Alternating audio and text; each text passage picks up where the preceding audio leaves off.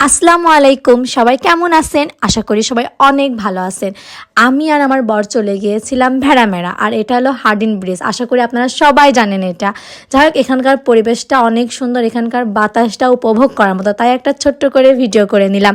যাই হোক, আমি আর আমার বর চলে গিয়েছিলাম ভেড়ামেরা স্বপ্নদ্বীপ রিসোর্ট। এটা আমার মামার ফুল ফ্যামিলি এবং আমি আর আমার বর গিয়েছিলাম।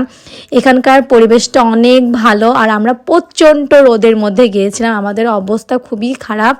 যাই হোক, এখানে অনেক গরম, কিন্তু এখানের গাছপালা ঘেরা, সবুজে ঘেরা, এক কথায় ঠান্ডা পরিবেশ। আপনাদের অনেক ভালো লাগবে। আর আপনারা গরমের ভিতর আসলে কোনো টেনশন নাই, পাশে হলো সুইমিং পুল আছে।